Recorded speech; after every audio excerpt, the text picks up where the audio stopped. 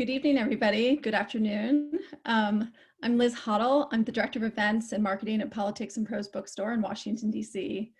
And it's such a pleasure and an honor to welcome Ken Follett to P&P Live to celebrate the U.S. publication of The Evening in the Morning. Welcome, Ken. Thank you. It's a pleasure to be with you. This is strange, but still very magical in its own way. Yes. So we have kind of a special treat for you this evening. First, we're going to start out with a short film chronicling Ken's research process. Then we'll hear from Ken about the book, and then we'll get to a bunch of questions. So please come forth at any time. You can ask a question down here at the bottom at the question bar. Anytime one occurs to you, it won't interrupt the program. And we'll go through as many as we can at the end of the program.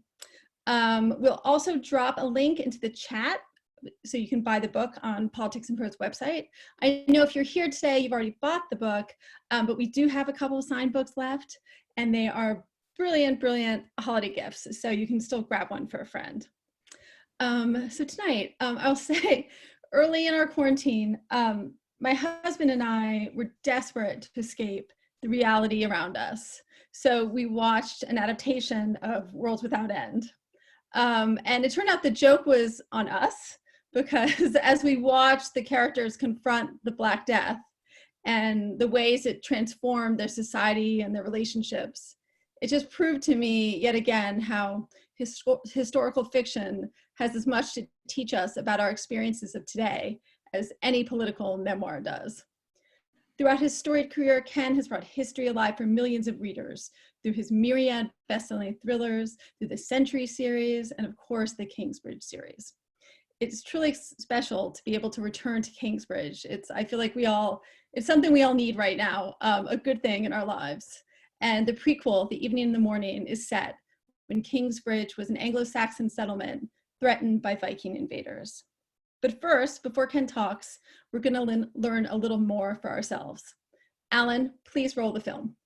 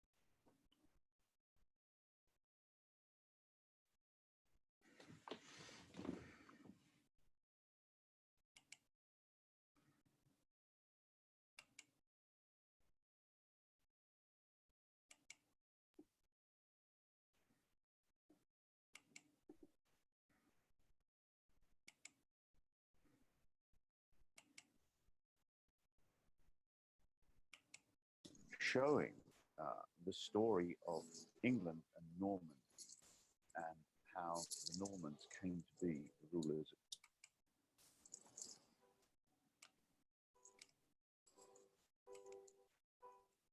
The Evening in the Morning takes place around the year 1000. It's the end of the Dark Ages and the beginning of the Middle Ages. And what we're seeing is a conflict between people who want England to be ruled by law and people who prefer the old ways. So this is the point at which England begins to change, and the main drama of the story comes in conflict about that change. After The Pillars of the Earth, I wrote 2 books which took place in the same town, Kingsbridge, in later periods of history. The Evening and the Morning took place in Kingsbridge, an earlier period of history. The richest source of information about this period of history is what we call the Bayeux Tapestry, which is a sort of enormous comic strip embroidered on linen showing the story of England and, Rosie. And how the Normans came to be Rosie? England. And the great thing about the Bayeux Tapestry is the details of everyday life. It's a time when horses were terribly important. A lot of people go places on horseback. So it's important to know what it was like. They didn't have docks. You wanted to go aboard a ship. You hitched up the skirts of your tunic around your waist and you walked through the shallow water. And in my story, people go between England and Normandy quite a lot. So this depiction is helpful to me. If you want to do historical novels, you've got to get this stuff right.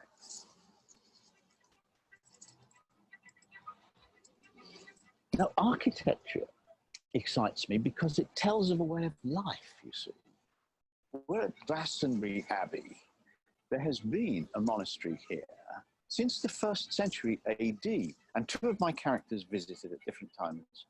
Edgar wants to build a canal, and he wants to see how they've done it. Aldrich comes here. He is a monk. He comes here to beg a gift. His little monastery is broke, and he thinks that if he can get the relics of a saint, it will attract pilgrims, and they will make money out of the pilgrims. I won't tell you whether he gets it. You have to read the book.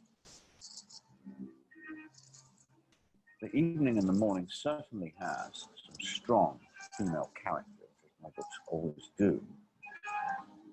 When we first meet Ragnar in France, she's already a young woman of importance. She rules over extensive lands. She acts as a judge, but she falls in love with an Anglo-Saxon chieftain.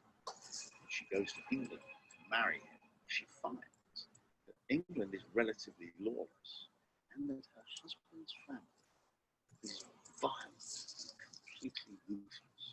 But she doesn't just accept this.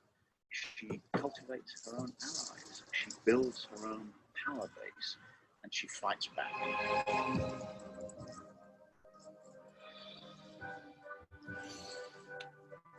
Hello. Wow.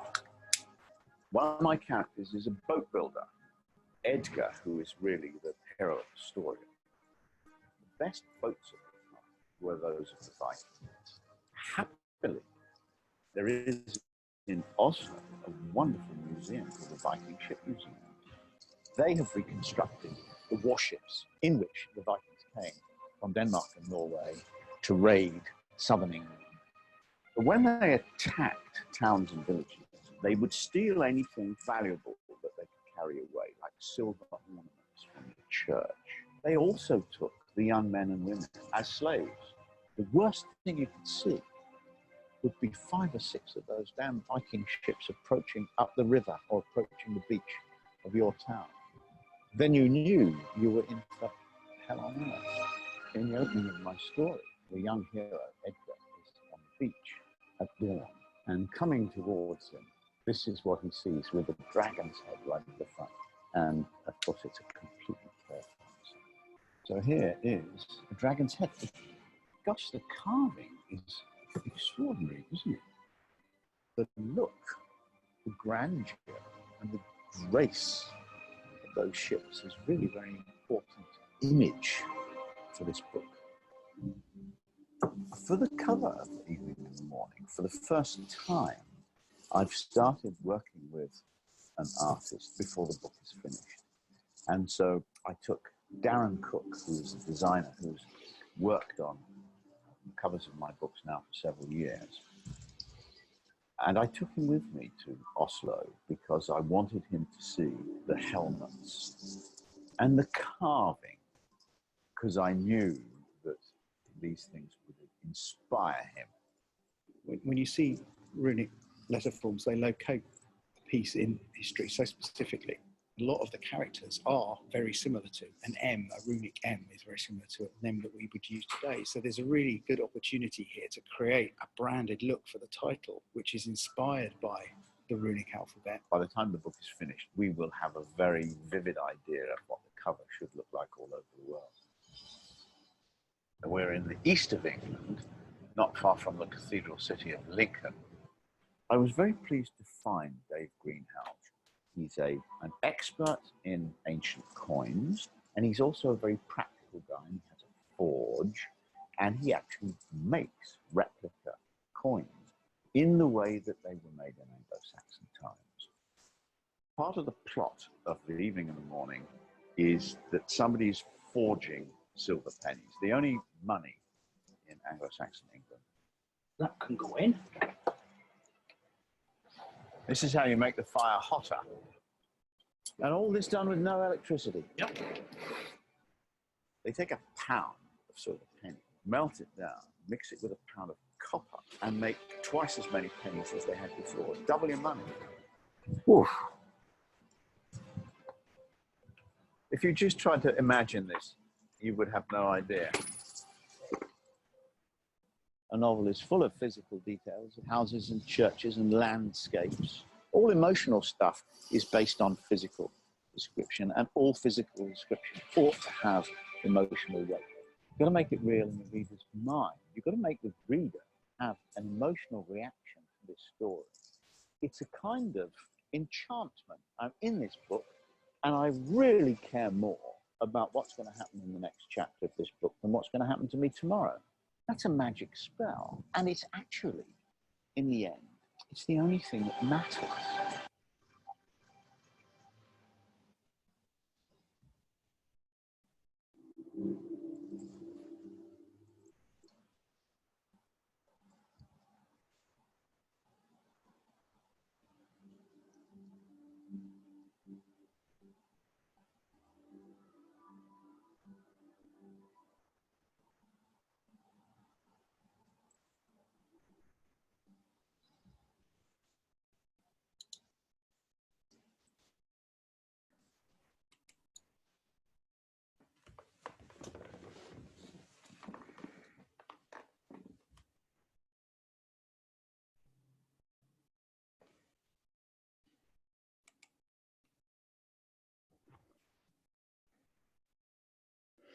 All right, everybody, thank you.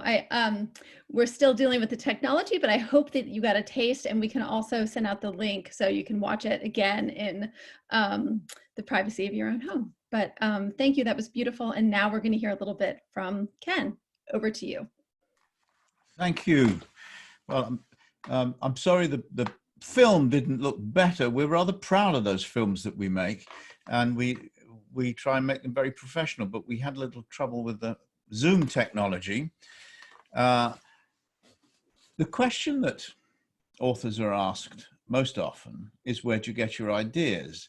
It's a question that we get so often that some authors get kind of bored with it and start to make up silly answers. Steve King sometimes says Kmart, and I'm reminded of how when I was a teenager, the Beatles used to get fed up with being asked, where did you get your name Beatles? And they used to make up funny stories. But it's a good question, where do you get your ideas? Because everybody who does this is highly imaginative. That's the qualification for the job. And if you're not that kind of person, it can be hard to imagine where all these ideas come from. And if you are that kind of person, it's sort of obvious. They just arrive. And I was like this as a child, as a little boy. I was always being something else. I was always a pirate or a cowboy or the captain of a spaceship. I lived in my imagination then, and that's what most authors do. So ideas seem to come to us naturally. But what is a good idea for a novel? Quite often, readers offer us ideas for a novel, and they're not normally good ideas for a novel because readers think of something that's happened that they know about, that's very dramatic and very exciting. Something happened to their grandfather in the war, but it's a very short episode, maybe terrifically dramatic. But for a novel, you need 50 or 60, maybe 100 for a long novel, of those dramatic scenes. The story is told in a novel as a series of dramatic scenes, and a good idea for a novel gives you a lot. 2 or 3 is no good to you. You need between 50 and 100, depending on the length of the novel. So that's the requirement. And I thought after I'd finished A Column of Fire, which is my last book, I thought about Kingsbridge before it was a big, important city. See, Kingsbridge has been in 3 novels now, and a lot of people feel very familiar with it. And they sort of, readers want to know more about it. It's a fictional city with its own fan base. There's a website about Kingsbridge. So I thought, I was kind of interested. What was Kingsbridge like before it was an important place? I thought the readers would be interested, and I thought there would be a good story in the growth of the place from maybe a village or even smaller, a settlement, a scatter of houses, into a big city. Because when there is change like that, when there's growth and progress, there's always conflict. And conflict is what novels are about. There's conflict between progressive people who say, yes, we want all this new stuff. We want a marketplace and a cathedral and a bridge. And the people who say, let's keep it all the way it is now. It's nice. We like it. We don't want to change. That's a conflict that resonates today. It happens all the time in North America and Western Europe today. And I thought that would generate a lot of stories. And the other aspect was the time. This is around about the year 1000. It's the end of the Dark Ages and the beginning of the Middle Ages. It's the evening and the morning. And the Dark Ages were a pretty terrible time. Historians argue a bit about how terrible, but there's no question that most of Roman civilization and Greek civilization was lost, and it didn't start to come back. European civilization didn't start to come back until about the year 1000. So there was 500 years of Dark Ages, and then the rebirth begins, the slow climb back to the Renaissance and the Enlightenment and the Industrial Revolution. So it was a good moment from that point of view. And at that particular moment, around about the year 1000, there were 3 powerful groups competing over who was going to rule England. The Anglo-Saxons, who lived there already, but who were militarily weak. The Vikings, who were militarily very strong, didn't have anything else. They had wonderful ships and good weapons, but they didn't have anything else. They didn't really have a rival civilization or a system of government. And they treated, for 200 years, the Vikings had been treating England like a shop where you didn't have to pay. And then finally, there were the Normans waiting their time on the other side of the Channel. And of course, as everybody knows, they were the ones who finally got to rule England. They invaded and conquered and ruled England for hundreds of years until the Normans were indistinguishable from the indigenous inhabitants. So that 3-way contest struck me as being very fertile for story ideas. And once I had both of those ideas, the growing city and the 3-way competition, I thought I had an idea that was rich enough to give me the 50 or 100 dramatic scenes that I would need for the novel. When I start this process, usually on the first day, I write down sort of 3 paragraphs summarizing what I've got in my head in terms of the story. And then I start to ask myself questions. First question is, what happened before? What happened after? Second question would be, who are the people in this story? What do they want? What do they fear? What are they going to get at the end? And second day, it's a whole page, and the third day, it's 2 pages, and it grows and grows organically like this. I spend a long time doing this, working on the plan of the story. Why? Because if a novel is going to absorb you so that you keep turning the pages and you don't want to put it down and you don't want to turn out the light and you don't even want the plane to land because you're so involved in the story, if it's going to be like that, there has to be a constant change. There have to be new things happening all the time. There have to be events which make you as a reader think, oh my goodness, what now? How is this going to be resolved? I must read just a few more pages to see what happens next. And if you're going to do that, I have to plan it. Some of my friends do it in a sort of instinctive way, very successfully, but I don't. I have to plan the thing out very carefully. And between the two of them, the planning and the research takes me about a year. They go together, planning and research, because I'll write something, I'll invent a scene one day, and I'll think, I just don't know enough about this. An example would be, I don't know how much you got from the film about the medieval coinage and the subplot in The Evening and the Morning that is about forging silver pennies. But of course, I had no idea how. First of all, had no idea how to make genuine silver pennies, and I didn't know how anybody would forge them, but they did forge them. I knew that. And so I might then spend a day or more researching the coinage of the period, to finding out what it looked like. And then that research would then give me ideas. The research itself generates new ideas for dramatic scenes and the kind of things that I love to write and readers love to read, the kind of conflicts and surprises and deceptions and so on that make a book lively and interesting. So research and planning go together very well. There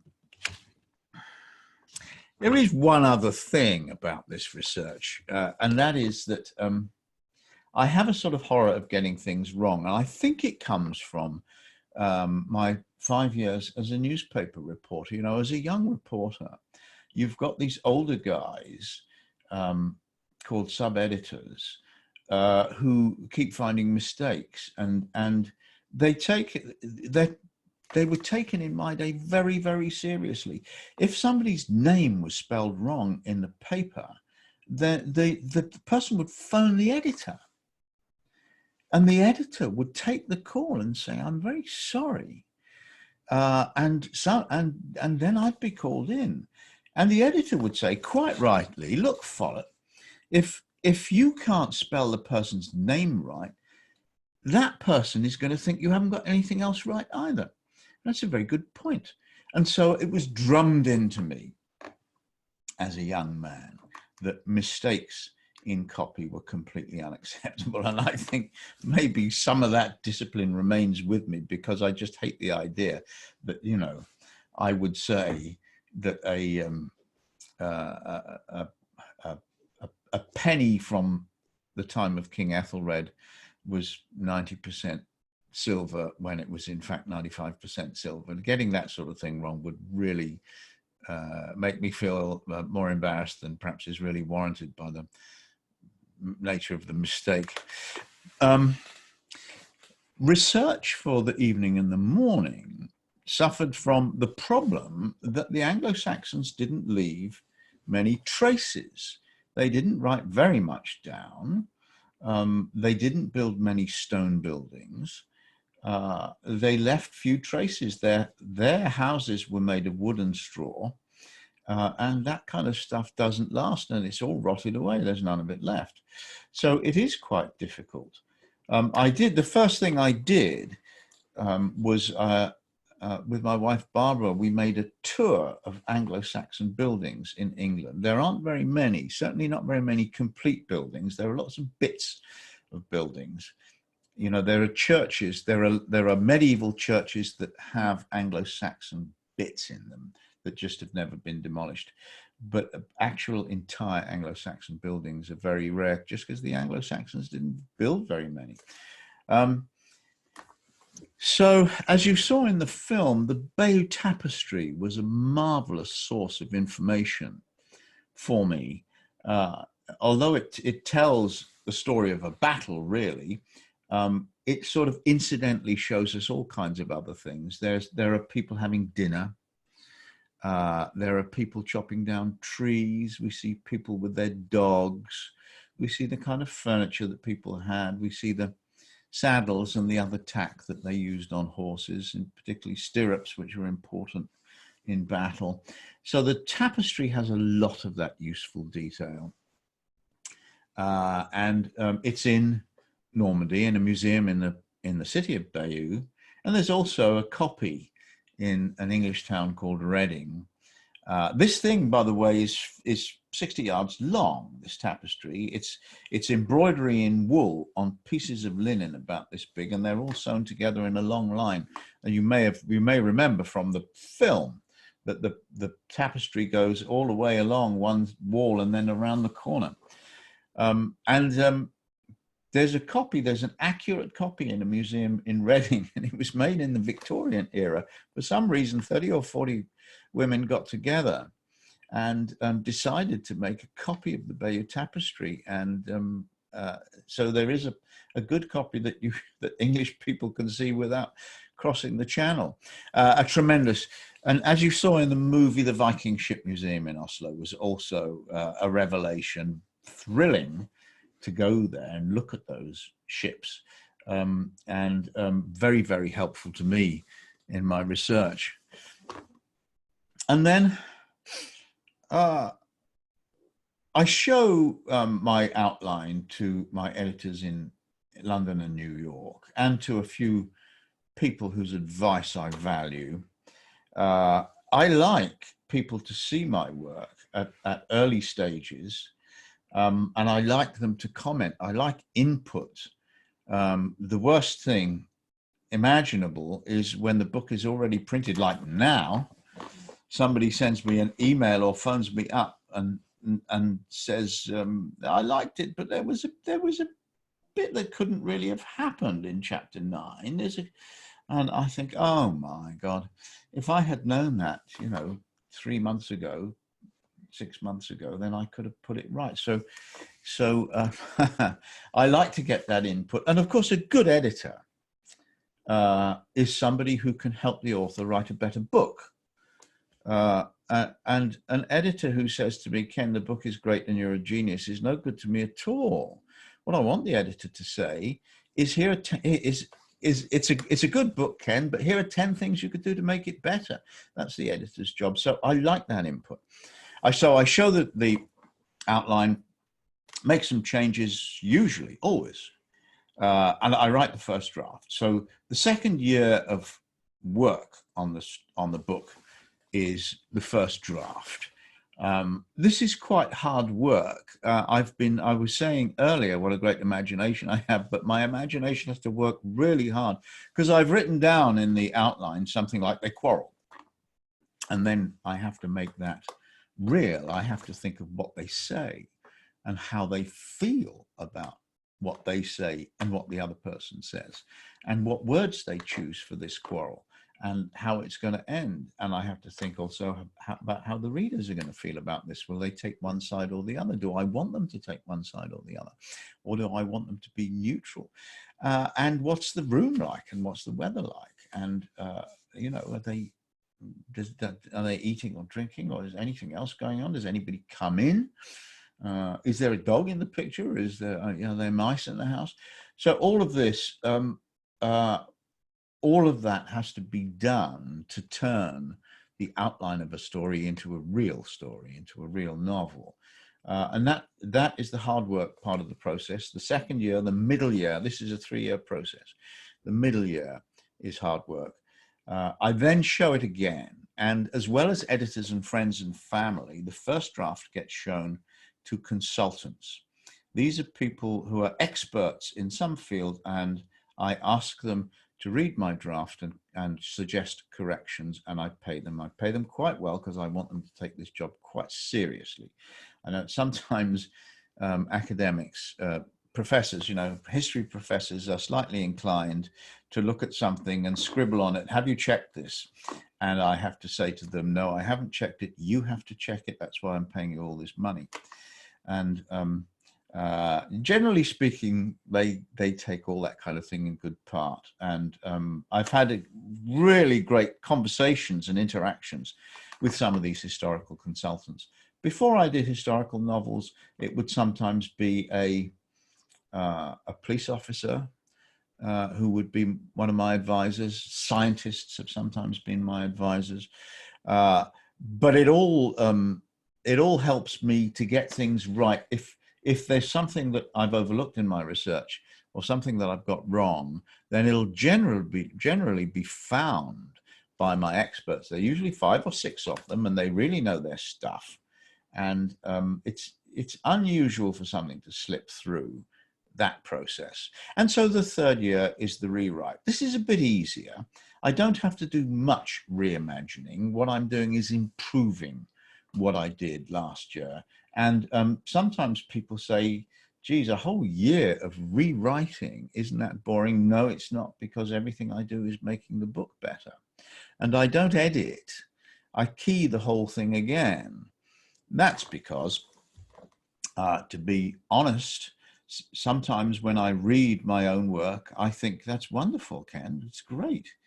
But if I actually key it again or type it again as it used to be when I started, then I see how the sentences can be improved, how something can be made clearer or more dramatic or more emotional, how something can be described more vividly.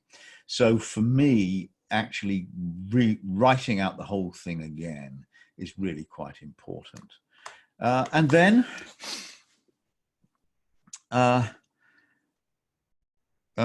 it goes to the publisher again. The publisher generally, the editor generally has a few tweaks to suggest. We have people called copy editors.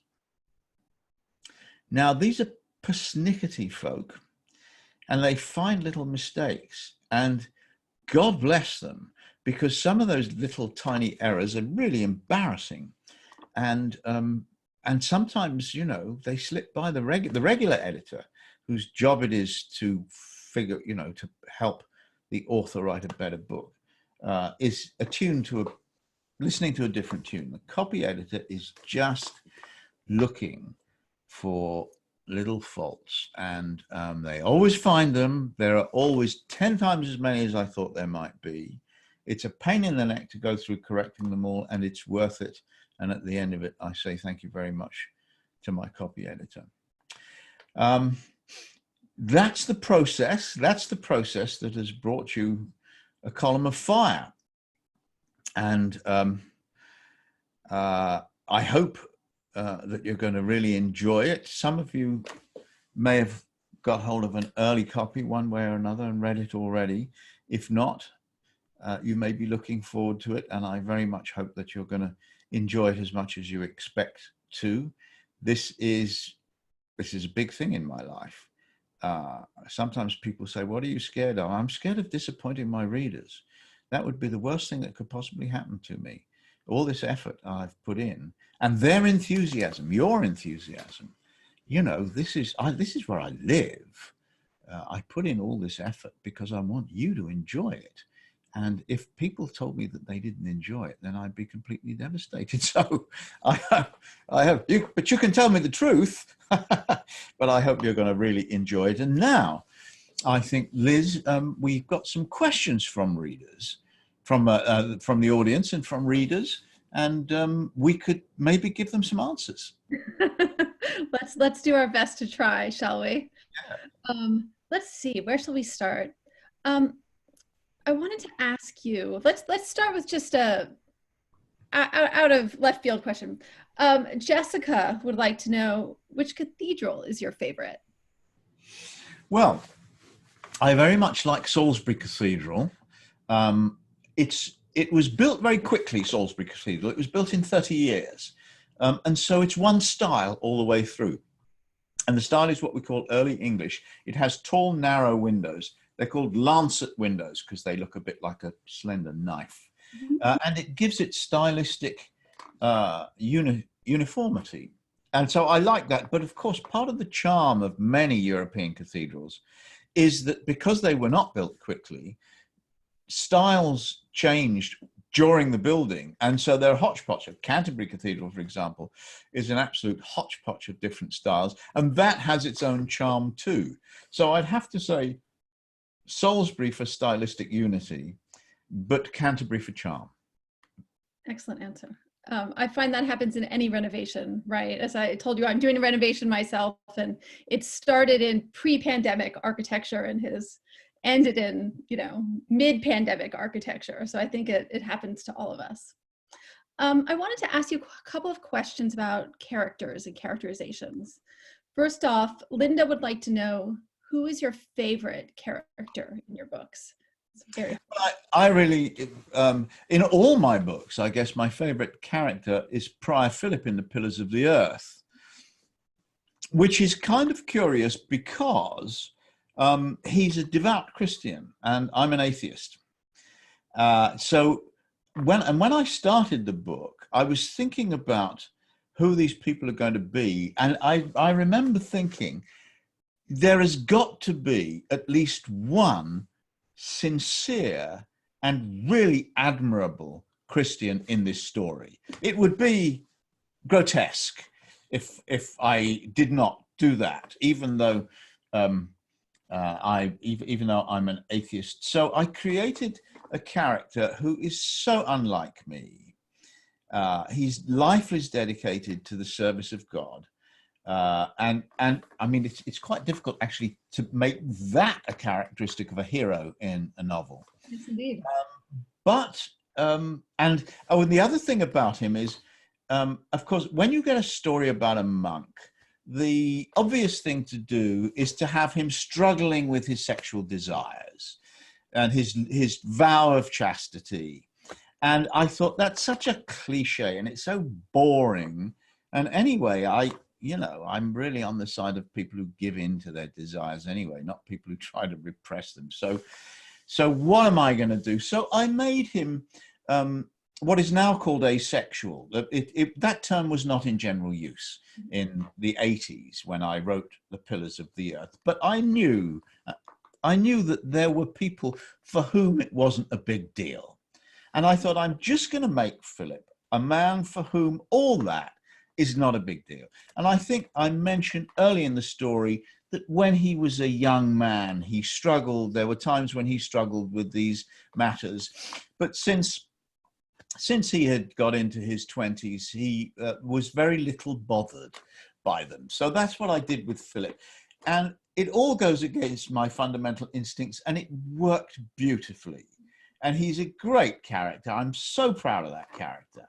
And he's a really good man, which I find a bit ironic. He believes in all kinds of things that I really don't believe in, and yet he's terrific. So were there any moments when you were writing him that you felt the pull of his devotion? Were there any moments of questioning on your part as you began to kind of identify with him more as a character? Well, there is a moment towards the end of The Pillars of the Earth that really defines Philip. And he comes across, he's with one of the younger monks, and they come across a man who has been a monk and who's left the monastery and who has been an enemy and a troublemaker all through The Pillars of the Earth, a man called Remigius. And they both have such bad memories of this guy Remigius and all the upset that he caused when he was one of the monks. And they see him on a rubbish tip going through the garbage, and they see him pick up a pair of sandals. And Philip gets off his horse and he goes over and speaks to him. And he says, "Come back to the monastery." Now, that sums up Philip, because that is forgiveness beyond the call of duty, right? And that is, I mean, it's the moment in the story that tells you that Philip is far above the ordinary human being in his moral outlook. And I was pleased with that scene, and I thought it's towards the end of the book, it sort of crowned Philip's status as an admirable character. And of course, it's the kind of thing that I would never have done. Which is why you write fiction. Yeah. Yes, exactly, exactly. And just to follow up on the character question, has there ever been a character that has led you to change the outline that you have in front of you, that you've become so invested in that you felt that it you wanted to keep following them and kind of change the chronology you had set up? No, that doesn't happen to me. I keep these people under control. I don't want the upset of something like that happening in the middle of the story, because it would affect everything that comes afterwards.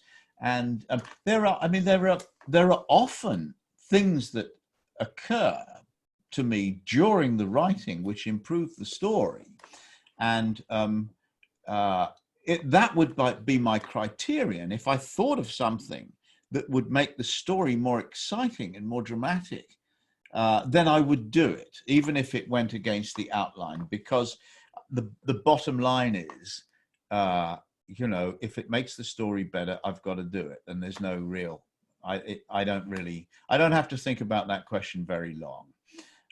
But it's never, but people talk about a character taking over the story and taking the story in a completely different direction, and that doesn't happen, and I wouldn't be happy about it. Gotcha. You're the master. Gotcha. We have a couple of questions about writing process that are kind of interwoven. First, a question about your daily routine and how you kind of structure your day to kind of make sure you get your work done. And also, Gloria from Chicago would like to know if you ever find yourself with writer's block and what you do if it does occur. I have, touch wood, I have never had writer's block. And I think it's because I'm never waiting for the muse. A lot of writers feel that there is something kind of supernatural about this process. And I don't. It's me looking for a story and finding it and telling it well. And I don't feel that any part of the process is out of my control. My day is that I like. I'm a lark. I like to get up early, and I'm full of energy in the morning, and I like to write early. So I get up often at 5:30 or 6 o'clock, and I come and I sit in this chair. Not as well dressed as this, needless to say, but the same chair. This is my library, and I work until breakfast time, and I usually get dressed at some point in the morning, but it's the book that really counts, and so sometimes I do slob about for a good deal of the day, but I do eventually get dressed. And then at around halfway through the afternoon, I begin to run out of energy. And that is the time to to answer my emails and deal with any business type problems that might have come up during the course of the day and all that sort of thing. And so I do that for an hour or so. And then I start thinking about a glass of champagne. This, by the way, is water because I'm staying sober for you guys. It's late there. You're allowed. Yeah. I like that there's a moment of time where you're thinking about the champagne before you go into it. That's absolutely. Stuart has a really good question, and he would like to know, your writings have by now covered a fairly vast historical range. Do you have a favorite historical era, or one that you'd like to write about that you haven't yet written about? I love the Middle Ages, which won't surprise anybody. I feel comfortable in the Middle Ages. I feel I know a lot about it. I know a lot about how medieval people would act, and maybe even how they would think. So it's been a great period for me. I have a friend who knows a great deal about political history, and I said to him one day, what do you think was the most important moment in the formation of British democracy? We had the first English Parliament was in the 14th century. So for 700 years now, we've had some kind of democracy, but was there a moment when it turned into a real democracy? And my friend said 1832. It's the time of the Great Reform Act, and the whole electoral process was reformed. The reform wasn't finished then, of course, because they didn't give women the vote until almost 100 years later. But that would be an interesting moment to write about. I hesitate because it's a bit too parliamentary, and arguments in Parliament don't really make for great demand. One or two in a novel are okay, but you don't want a whole book full. It's like battles. There's normally one big battle in one of my historical novels. And I think that can be very exciting, but a little military history goes a long way. And I don't think my readers want two battles in a novel. And I'm not sure they want two great debates and scenes in Parliament. So I'm not sure about it. But anyway, that's an idea that I've toyed with off and on. Check those things off. Yeah. Both Paul and Monique asked similar questions. Kind of what caused this genre leap? What kind of caused you, what interest spurred you to move from thrillers into, historical fiction? Well, I was inspired by the cathedrals themselves to write The Pillars of the Earth. And I was convinced that a terrific popular novel could be written about the building of a cathedral. Not everybody amongst my friends and advisors, not everybody saw it quite that way. You had some opposition?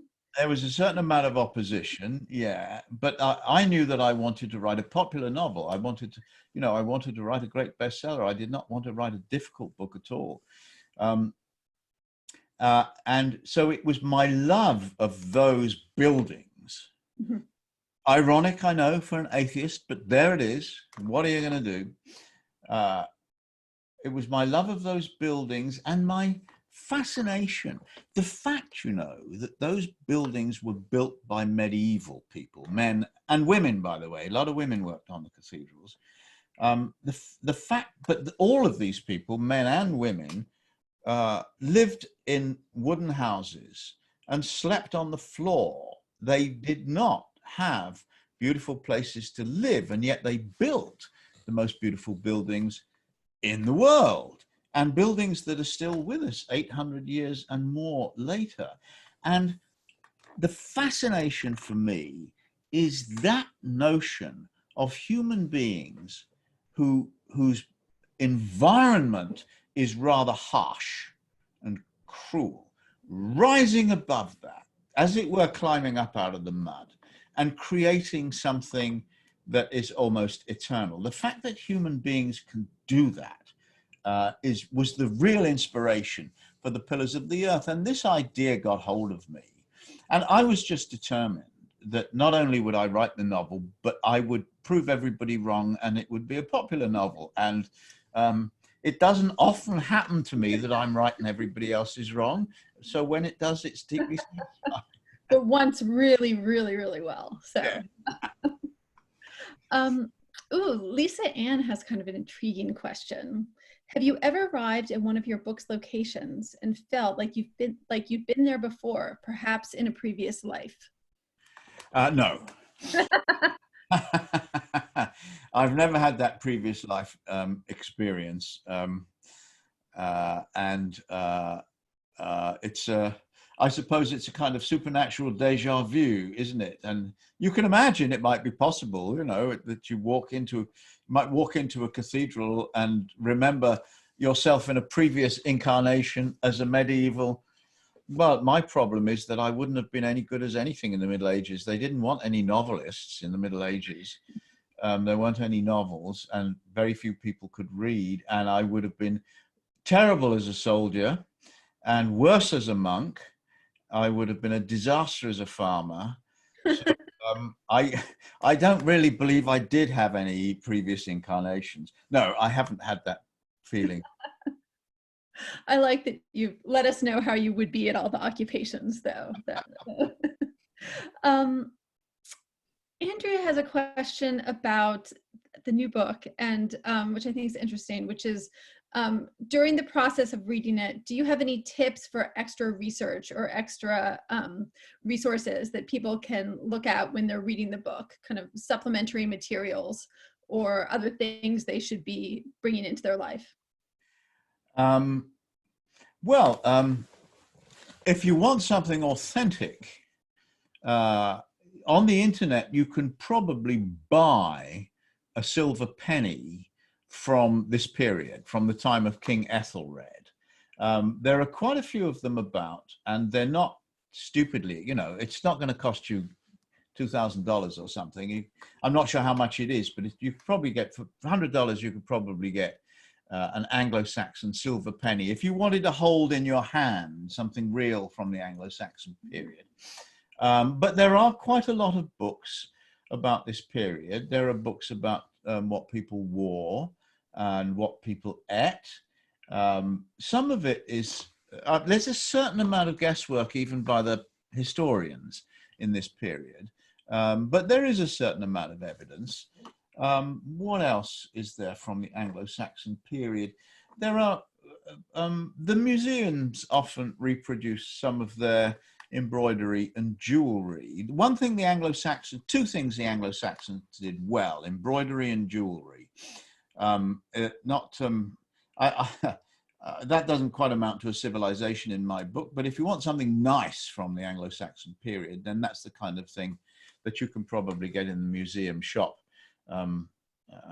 instead of, I don't know, buying the dishcloth with the picture of the monastery on it. We all need something nice right now, so I think that's an excellent suggestion. Belle would like to know, what do you think would be the best and worst aspects of living in the Dark Ages? I think the worst aspect was the complete absence of any kind of medical care. And this is brought out right now. They happen to be digging up a Dark Ages, an Anglo-Saxon cemetery. Oh, where's that? Somerset in the western part of England, southwestern part of England. And they have discovered that almost, they can tell at what age the person died. Okay, you can, I'm not sure how that's done, but it can be done fairly accurately. And none of the women are over 35. And that, we presume, is because of childbirth. And we know, sadly and tragically, that millions of women around the world in places where there isn't good medical care still die of childbirth. So they didn't have birth control either in the Anglo-Saxon period. So women had a lot of children, and I'm afraid it killed them, which is a really, I mean, that's, you know, men, the life expectancy of men was a bit longer, but not many of the men were older than 45. So it's a short life and a brutal one. So I think that's probably the worst aspect of it. Is there a good aspect? They were really heavy drinkers. They would have to be, right? And yeah, I mean, I think they needed the anesthetic. Yeah. And, you know, if they were going to die by 45 anyway, who cares? Yeah. So, and there was, when they wrote things, they didn't write much down, but they did write about drinking. And, you know, the monks would say, well, people shouldn't drink so much. And, but they had a drink called mead, which was, it's an alcoholic drink made of fermented honey. And apparently they used to get absolutely legless on this stuff, probably because it was sweet. And so it sort of went down like, you know, like a Coca-Cola, except that it had the kick of a Scotch whiskey. And I suppose in a short life, that might have had its amusing side. Meade has actually come back now. It's kind of a thing that hipsters in Brooklyn, now they're breweries where people go and drink mead. So wow. It all comes around, right? But I guess we really need drinking now too, just like in the Middle Ages. So let's see. Okay, here's a good one from Karen. While editing, say in year 3, are you beginning any new research on something that has interested you, or are you too ingrained in the period of your current novel to do that? No, I can't work on two stories at the same time. The nearest it gets is that towards the end of a novel, when the end is in sight, towards the end of the third year, I begin to toy with ideas, and ideas come to me, but I never do any work on them because my enthusiasm needs to be focused on the book that I'm finishing. And if I got into a new story and started thinking how great that would be, I would start thinking, oh, geez, I really can't be bothered to finish this one. And that would be a catastrophe, of course. So I have to stay focused. So I'm often tempted to wander. And I sometimes, read a book by somebody else and I think I could write a story like that and I could do it so much better. And I have to resist that temptation. Of course, I quite often read a book by somebody else and think, why can't I do this? This is brilliant. Why can't I do that? So it's not, but sometimes I think I could do it better. But anyway, that's a bad direction to go in. And so I stay focused on the current task. Well done. That takes much discipline. I'm always looking to the next thing. So that's very impressive. Tara Lee has a really good question from the kind of aspiring writer point of view. How did you get started in finding people to critique your novels before publishing? Did you ask friends or did you go to various professionals when you just needed that kind of sounding board in the beginning? No, I would show my drafts to anybody who would read them. You're at that stage, your family aren't much good because they love you. Right. And they say, it's marvelous. It's marvelous. How could you possibly make all that stuff up? So you need professional advice at that stage. I mean, now I've got my family trained now so that they actually know that they're not supposed to say it's marvelous. They're supposed to look out for the bits that weren't quite good enough. But if you're at the beginning of all of this, as far as I know, when I started doing this in about 1973, I don't think there were freelance professional editors, or if there were, I didn't know about them. I certainly could have done with one of those. And also I was in London, and it's a fact, or it was then, that London editors were not as interventionist as New York editors. And I didn't have any New York editors at the time. So I didn't get enough. I needed more advice of that kind. I needed more critical advice, and I didn't get it. And I think using a professional freelance editor can be a very good idea. And of course, listening to if you get a publishing house and listening to the editor at the publishing house, I don't do everything that editors say, although I do most of it actually. But the point is, if a person stopped reading long enough to make a note, to mention it to you, then there's something wrong. Right. And the thing that's wrong might not be what they tell you is wrong. For example, sometimes they say this scene was a bit boring, you should make it shorter. Now, if the scene is boring, you don't want to turn a long, boring scene into a short, boring scene. You want to turn it into a long, exciting scene. And so you have to figure out what it is about that scene that makes it boring. Probably you had an idea in your head of something that seemed exciting, and when you wrote it down, it wasn't. Now, can you retrieve what seemed exciting to you when you first conceived this scene? Can you remember what makes you say, yeah, that would be a good thing to do?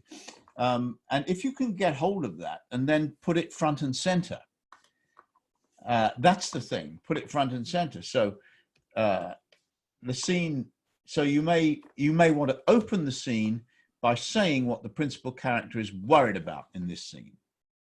Now that's a good start. And if you've started some other way, then that may have been your mistake. It may have led you down into too much explanation. Elmore Leonard says, never start with the weather. Very smart writer, Elmore Leonard. Never start with the weather. because that's background, and you want to foreground the drama.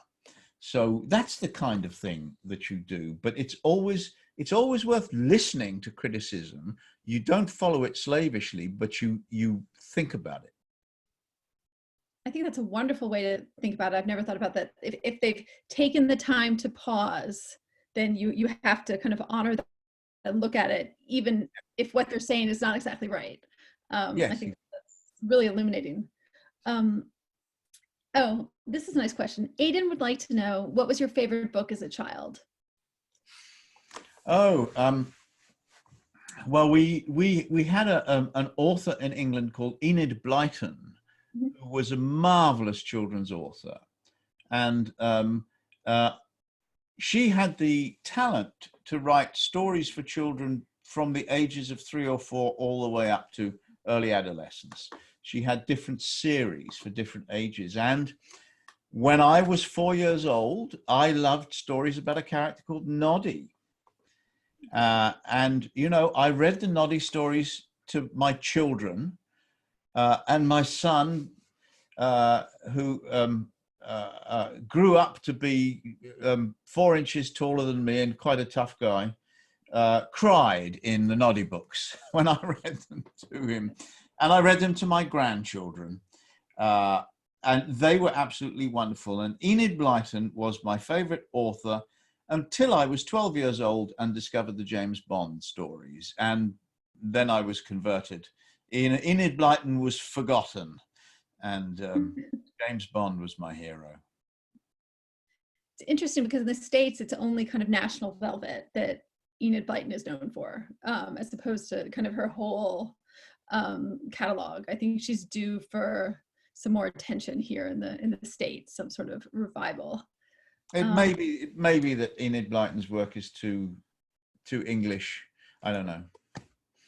Noddy's not particularly English. They're all toys in the story. Noddy, I love it. That's excellent.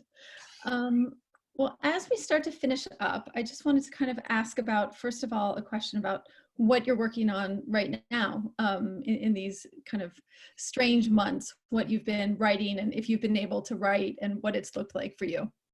Oh, I've certainly been able to write. Nothing, touch wood, nothing stops me doing that.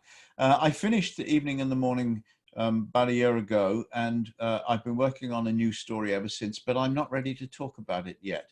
So forgive me, but I'm not going to give a very full answer to that question. No, I think people will be reassured just to know that their wheels churning. I think yes, there certainly is. Yeah. And now I guess I should ask you also what you've been reading during quarantine and during these months, and or watching, and what's been sustaining you as far as kind of the art that you're interacting with. Well, I was forewarned of this question. And actually, last night I finished this book, which is actually set in Washington, D.C. And this guy's a terrific writer, Pelikanos. Terrific. Yeah. Very exciting story, not very long, quite harsh, but he's great. So I enjoyed that enormously. And can I plug a friend? Of course. But I think she's really popular in the States as well. Yeah. Yeah. And lovely. I love this book. It's just terrific. And I mean, it's funny. When she told me about it, I thought, I'm not reading that. Horseback librarians in Kentucky. Give me a break.